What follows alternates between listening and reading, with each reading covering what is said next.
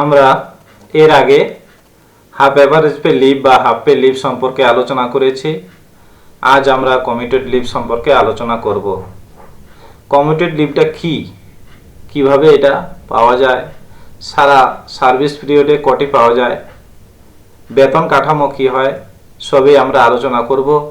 এই লিভের সঙ্গে প্রিফিক্স বা অ্যাফিক্স করা যায় কিনা, অন্য যে কোনো লিভ সেটাও আমরা দেখব। তো যাই হোক, তাহলে আমরা কমিটেড লিভ সম্পর্কে আলোচনা শুরু করছি। প্রশ্নের মাধ্যমে আলোচনা করব, তাহলে সুবিধা হবে।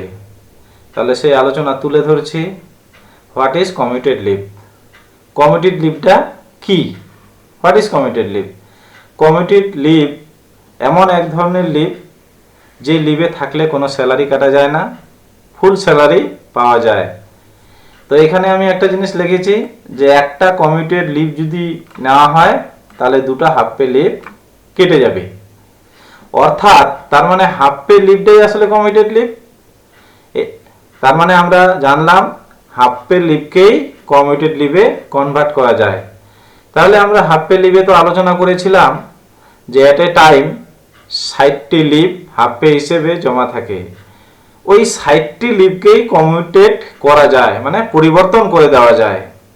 60টি লিভকে কমিটেড করা যায়। আর এখানে আমরা দেখলাম দুটো হাফ পে লিভ মানে হলো একটা কমিটেড লিভ। তার মানে 60টা half pay leave equal to কটা হয়ে যাবে? 30টা কমিটেড লিভ। একজন এমপ্লয়ি তার এন্টায়ার সার্ভিস পিরিয়ডে সর্বোচ্চ 30টাই তিনি কমিটেড লিভ নিতে পারবেন। অর্থাৎ 60টা হাফ পে লিভকে কনভার্ট করে 30টা কমিটেড লিভ নেওয়া যেতে পারে। তো আমরা পরের প্রশ্নতে চলে যাচ্ছি। পরের প্রশ্ন হলো, an employee was present in school on Saturday 14th April. He or she takes leave on personal ground from 16th April Monday and joins school on 23rd April Monday. Under such circumstances, for how many days will he or she have to take half pay leave or commuted leave? এই টেবিলটা আমি সুবিধার জন্য বানিয়েছি। তো এই মেমোতে এই হচ্ছে এর সম্পর্কে বিস্তারিত আলোচনা রয়েছে।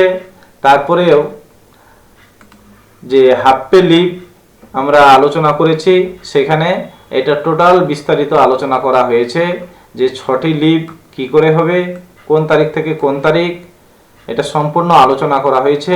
এখানে আর আমি আলোচনা করে ভিডিওটাকে দীর্ঘায়িত করছি না। আপনারা হাফ পে লিভের ভিডিওটা দেখে নিলেই এটা টোটাল ডিটেলস ওখানে পেয়ে যাবেন। তাহলে আমরা তার পরের প্রশ্নে চলে যাচ্ছি। তাহলে পরের প্রশ্ন, an employee took leave on personal ground from 11 May to Tuesday. Summer vacation started from 16 May Sunday to 13 June Sunday. He or she joined in service on 14th May.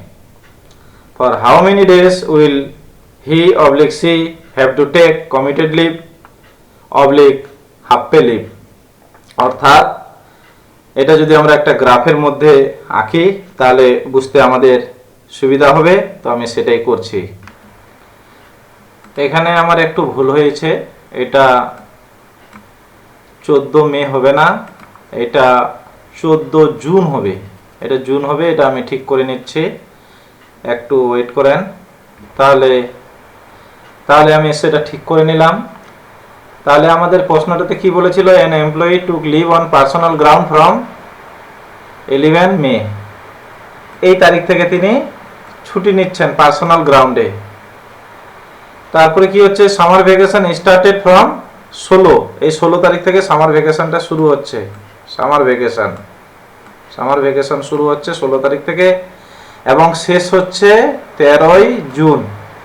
তাহলে এই পিরিয়ডটা হয়ে গেল সামার ভ্যাকেশন।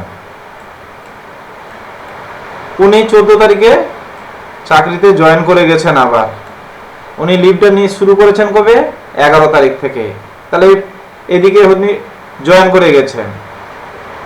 তাহলে এখানে এই যে ছুটিটা summer ভ্যাকেশনটা, এই সামার ভ্যাকেশনের এই দিকটাই শুধুমাত্র ওনার হাফ পে বা কমিটেড লিভ হিসাবে গণ্য হবে। কেননা আমরা জানি হাফ পে লিভ বা কমিটেড লিভের সঙ্গে অন্য যে কোনো ধরনের লিভ অ্যাফিক্স বা প্রিফিক্স করা যায়।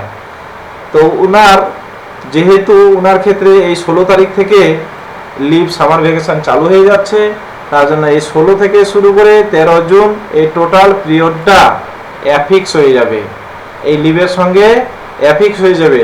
তাহলে উনি যে লিভটা শুরু করেছিলেন সেই লিভ থেকে এই 16 থেকে শুরু করে এই যে স্প্যানটা এটা বাদ চলে যাবে।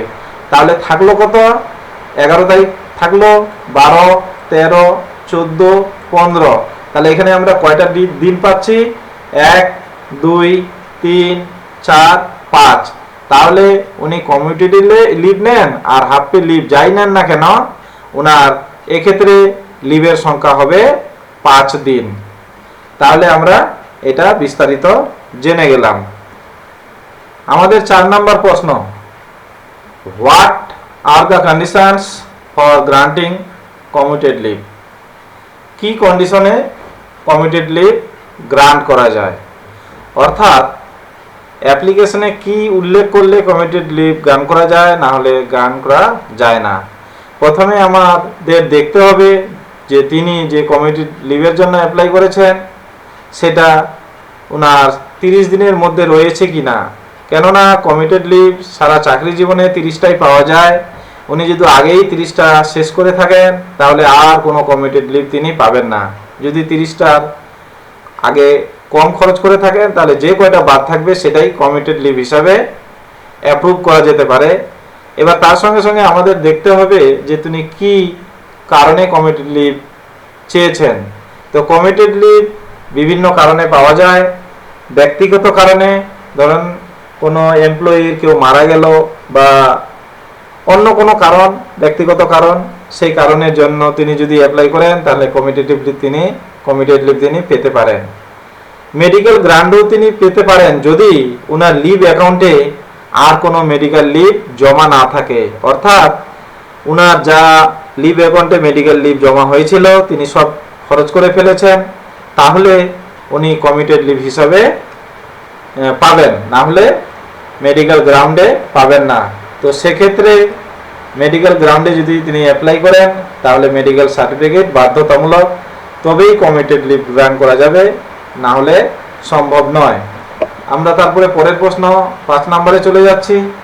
How many days leave on half pay may be allowed to be commuted in entire service period of an employee? এই প্রশ্নটা আমরা আগে আলোচনা করেছি যে কয়টি কমিউটেড লিভ পাওয়া যায় সম্পূর্ণ চাকরি জীবনে, কয়টি হাফ পে লিভকে কমিউটেড লিভে কনভার্ট করা যায়। আমরা আলোচনা আগেই করেছি যে সর্বোচ্চ 60টি হাফ অ্যাভারেজ পে লিভকে কনভার্ট করে 30টা কমিউটেড লিভে পরিণত করা যায় এবং সম্পূর্ণ চাকরি জীবনে 30টাই কমিউটেড লিভ নেওয়া যায়। অর্থাৎ কোনো একজন এমপ্লয়ি সর্বোচ্চ 30টা কমিউটেড লিভ তার চাকরি জীবনে নিতে পারবেন, তার বেশি নিতে পারবেন না। আমরা পরের প্রশ্নে চলে যাব। পরের প্রশ্নটা হলো, may commuted leave be granted on private affairs? এটা প্রশ্নের উত্তর বলে দেওয়া গেল যে ব্যক্তিগত কারণেও কমিউটেড লিভ নেওয়া যাবে, এতে কোনো সন্দেহ নেই। যা স্কুল এডুকেশন ডিপার্টমেন্টের 79 ADN ব্র্যাকেটে S ডেট 28/1/1994 এই মেমোতে উল্লেখ রয়েছে। পরের প্রশ্ন, can an employee enjoy commuted leaves before exhaustion? বানানটা ভুল আছে, এটা ঠিক করে নিতে হবে। এখানে একটা S হবে, অফিসার মেডিকেল লিভ। প্রশ্নটা কি, মেডিকেল লিভ শেষ না হওয়ার আগে মেডিকেল গ্রাউন্ডে কমিউটেড লিভ নেওয়া যাবে কি? না, সম্পূর্ণই নয়। যদি লিভ অ্যাকাউন্টে মেডিকেল লিভ জমা থাকে তাহলে তিনি মেডিকেল গ্রাউন্ডে কমিউটেড লিভ পাবেন না, তাকে অন্য কোনো লিভ নিতে হবে। এই হলো আমাদের সম্পূর্ণ আলোচনা। তার সঙ্গে সঙ্গে আমি আরেকটা জিনিস বলবো যে কমিউটেড লিভের সঙ্গে অন্য যে কোনো ধরনের লিভ অ্যাফিক্স বা প্রিফিক্স করা যায়, তবে মনে রাখতে হবে সিএল কিন্তু অ্যাফিক্স বা প্রিফিক্স করা যায় না। আমরা আগে দেখেছিলাম মেডিকেল লিভের ক্ষেত্রে যে সেখানে অ্যাফিক্স অথবা প্রিফিক্স দুটার মধ্যে যে কোনো একটি করা যাবে। যদি দুটোই করা হয় তাহলে টোটাল পিরিয়ডটা মেডিকেল হয়ে যাবে। যতগুলা অনুপস্থিত তিনি থাকবেন তাহলে সব মেডিকেল হয়ে যাবে। অর্থাৎ মেডিকেল লিভের ক্ষেত্রে ওই লিভের সঙ্গে অ্যাফিক্স বা প্রিফিক্স যে কোনো একটা করা যায়, দুটাই একসাথে করা যায় না।